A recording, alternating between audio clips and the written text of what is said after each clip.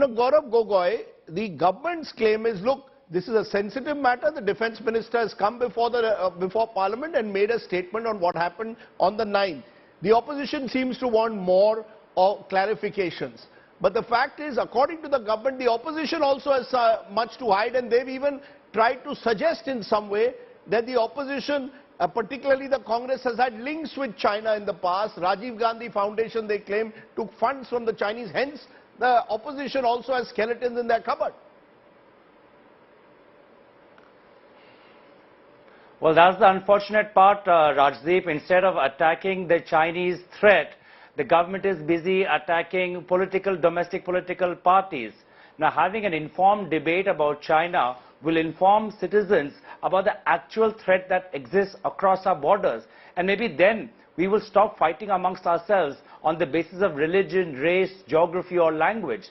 Now, the question to the Honorable Defense Minister was not about military tactics or military procedures. Obviously, the opposition parties are responsible enough not to reveal military tactics in a public forum. But surely the government has a responsibility to answer what has been its diplomatic strategy, what has been its financial strategy, what has been its investment strategy, all of which we have pointed to.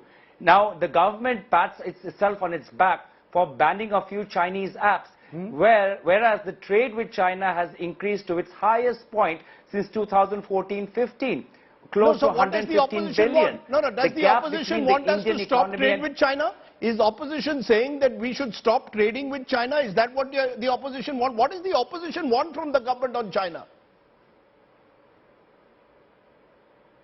Well, the opposition wants this government to protect Indian territorial integrity and explore all measures necessary and escalate the matter so that the Chinese face a serious cost whenever they think about another transgression. The government says not a single inch of Indian territory has been ceded. Since 2020. Mr. Gogoi, the government says not a single inch of Indian territory has been ceded to the Chinese. Rajdeep, by virtue of creating buffer zones in Galwan Valley, the government is tying in the arms of Indian armed forces behind its back.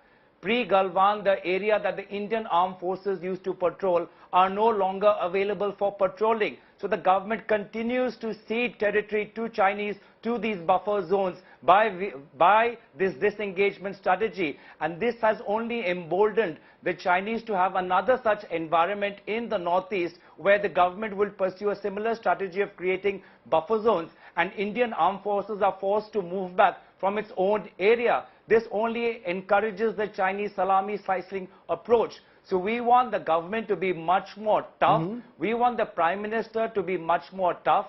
Clearly, the Prime Minister met President Xi Jinping in G20 in Brazil only a month ago. And what's been the outcome? So Prime Minister Modi has failed totally on all fronts. In Jakarta. In Bali. Therefore, Prime Minister Modi since 2020 has failed to deter the Chinese from opening up a second front in the northeast. Therefore, the government needs to think about clearly its economic strategy.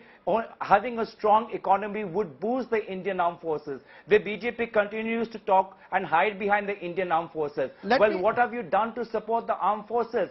The Air Force needs 40 squadrons. You have given them only 31. The Navy needs 200 ships. You have only given them 100. The Army needs more soldiers, more feet on the ground, and you have given them a 4-year internship program. If anybody has demoralized the Indian Army, it is the government's own weak economic strategy, weak diplomacy strategy, and that's why we are questioning the government.